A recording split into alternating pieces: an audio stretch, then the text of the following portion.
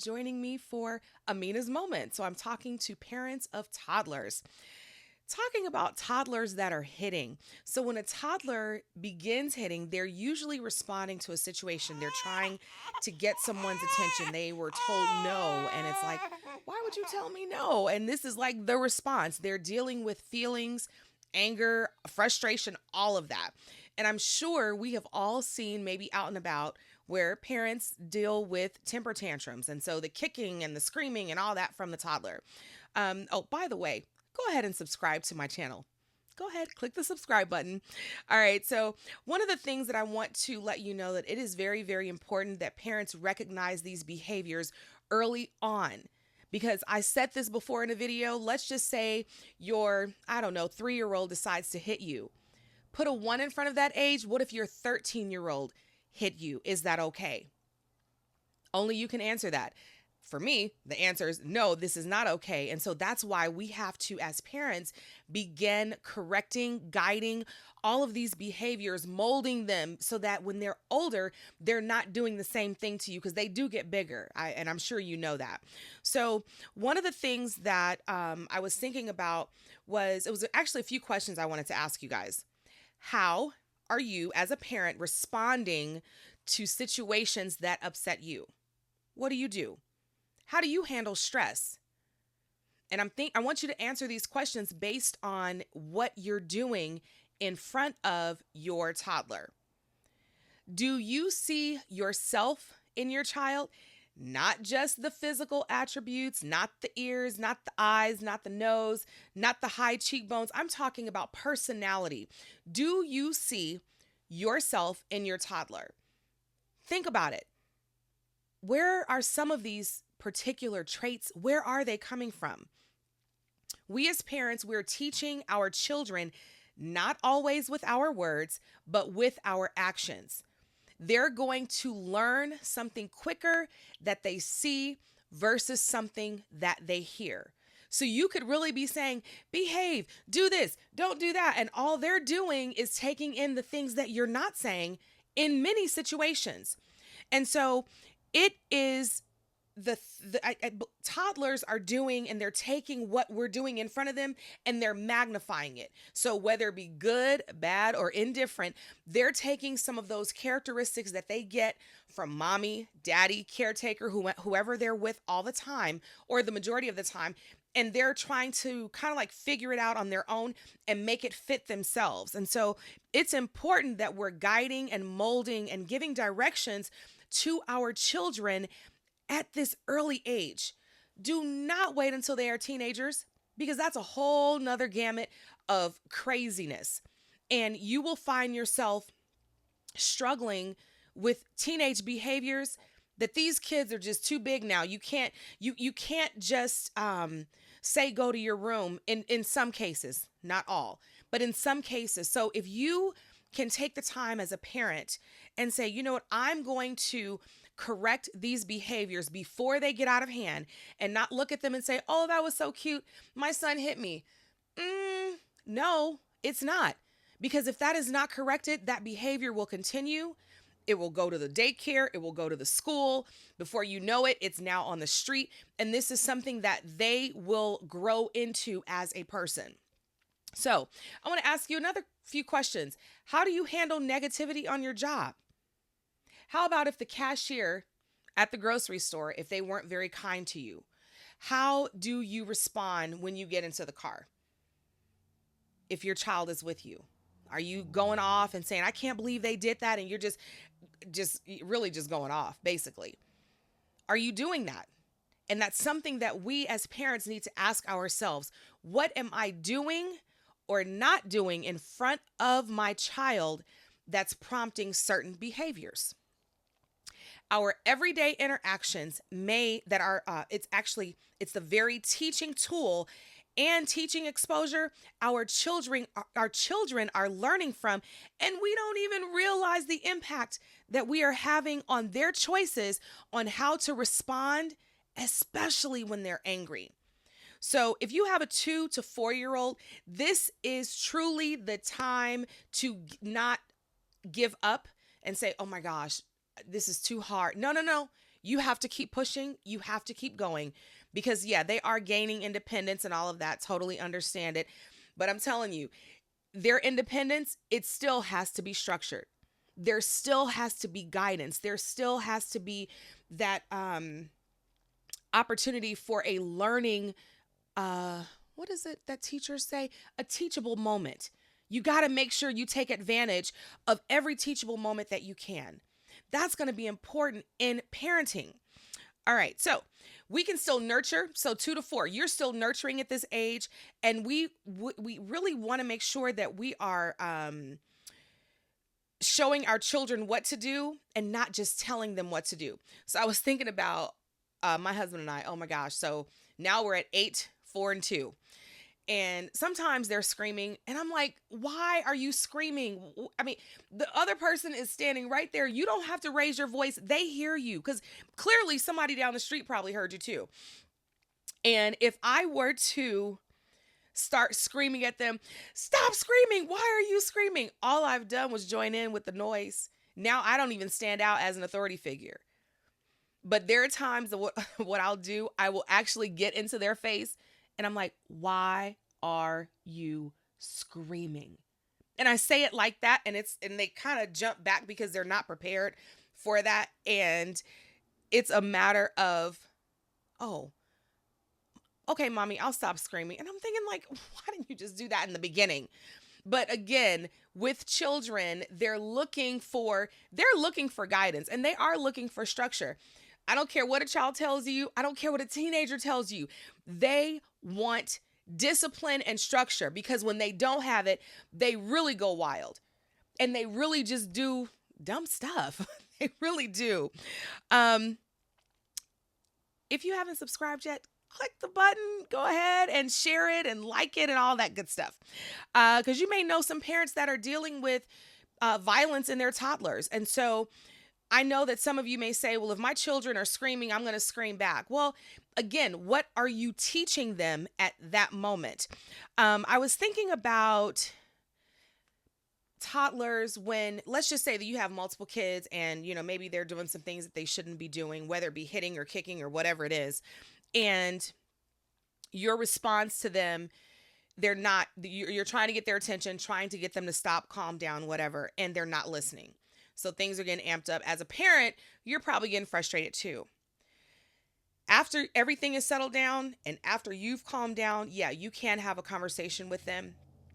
But one of the things I want to encourage parents that are viewing this or even listening to this podcast is that I want you to be more proactive than reactive as a parent. Because if you're going to just react to what they do, you're not preparing them for the next situation or the next thing that may come along. If anything, if you're only reacting, now you have to wait till you calm down. You got to wait till the other child calms down, and you're trying to make sure the environment is conducive to learning or whatever it is that you're trying to get them not to do, whatever you're trying to teach them.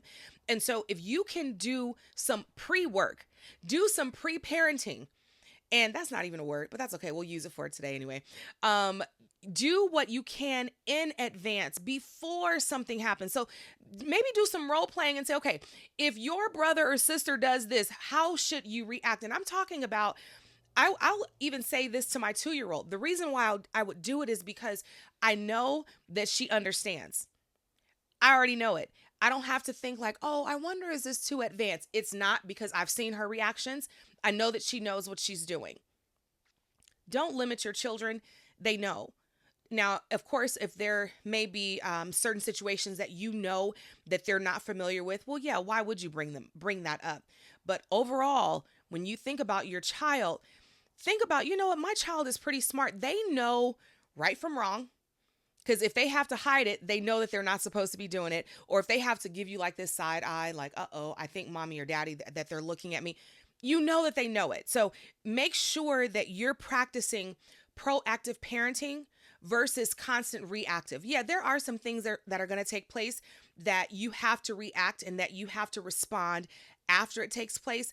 But if you can make it a practice that while they're 2, while they're 3, while they're 4, that you're talking about some of these situations that may appear and may come up in their lives. Maybe practice and say, what if someone took your toy? How would you act? What would you say to them?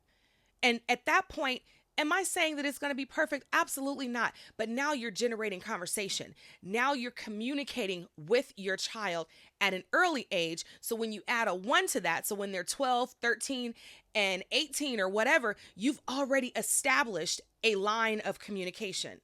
That it's not always, I'm going to react because you did something bad. But now it's like, you know what, let's talk about this. So to my parents that might have a soon to be teenager, maybe you're going to start talking about dating, about sex, about protecting themselves, whether it be you are in an environment where you just kind of unsure, bringing up some of those scenarios. Let them watch the news and see how crazy things are and have family conversations.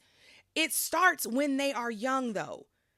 So my parents that have toddlers, don't wait another 10 years to have these discussions. Make sure that you're having them now, because then in 10 years, you've already established a relationship with your child. I wanted to go back to the hitting, and I was thinking, I said, what about those homes where abuse is taking place? That child is taking it in. They're observing, they see it, they feel whatever it is that's going on. We have to make sure that not only are we guiding our children, but that we are guarding them. Don't just guide, you got to guard, because at some point, you're not going to be able to protect them. At some point, you're going to have to let them go and go out, and they're going to experience life, and you're going to hope that you put everything down on the inside of them that you could so that they would be okay in any given situation, that they would know how to respond, how to react. And so when we think about abuse, if in fact it's with you or even towards them, if their knowledge is, oh, when I get mad, I hit, that's something that you have to correct. Don't know how, no judgment here, but that's something that you have to correct as their parent. And so I want you to know that there is this little person that you're living with, this little person that has a big mind, a big personality. They're like actually a small sponge, but they're soaking everything in and they're getting bigger and bigger and bigger. And they don't even realize how the correction, how much that's needed. All they see, all they hear is, oh, well, this is how I'm supposed to respond. No, let's talk about this. You don't hit just because you're angry. Could you imagine if every kid did that in a school? What kind of school would that be? So you as a parent of a toddler have to start now so that, you know what? No, I'm going to get some of these things under control. And it's not about making them do something, because yeah, we can make our toddlers do things, but I really want my child to understand that this is wrong. I want them to understand that no, this is not how we act in this family. So when my husband and I were like, no, the Hennings family, this is how things are going to go, and we're going to train them. I was thinking about my husband, and I said, you know what? We love each other. We do.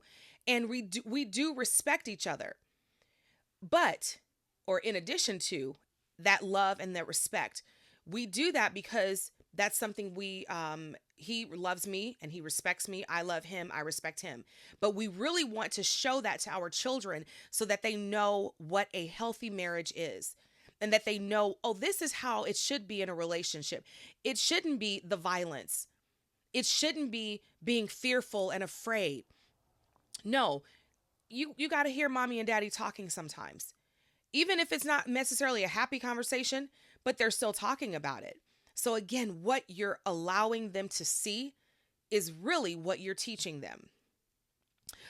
There are times that I've realized that, you know what, doing Amina's moment, it's not going to be for everybody. I understand that every teenager is not going to watch my video, totally get it.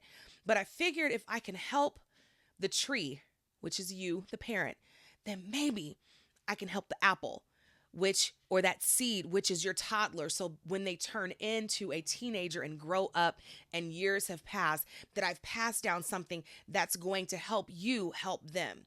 That's going to be very, very important.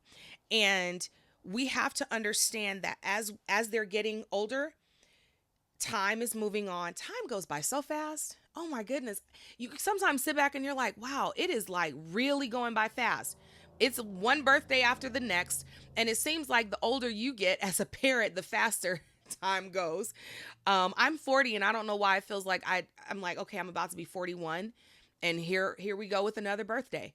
Here it is. It's coming up soon. And because time is going really fast, we have to, as quickly as possible, teach our children as much as we can. Because at one point, that toddler of yours is going to be out in this really, really cruel world, and they are going to need something that you've already put inside of them in order to make it, in order to be successful.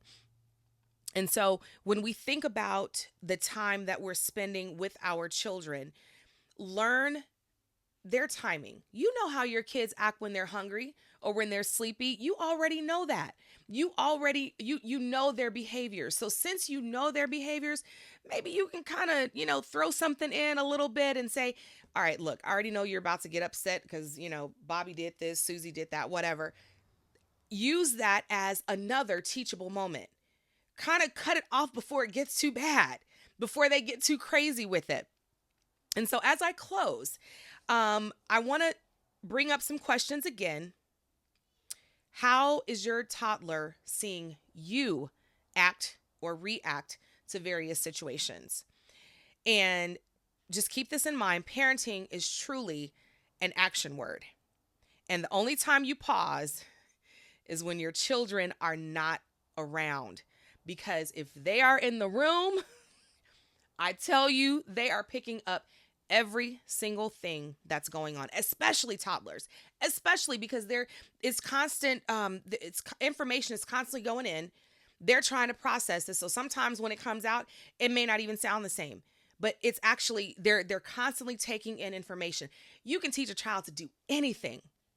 So I challenge my parents that are listening, that are viewing this, take the time to teach them something that is going to help them in a negative situation that they may experience, whether it be at home with you or their siblings or in daycare, wherever. Use those moments to teach them. Every moment you have with them is a teachable moment. I am Amina Hennings. Make sure you subscribe to my channel and please share this with other parents. That's what I want you to do. Share it with other parents. And you know what? I'll be back again with some more information on Amina's Moment.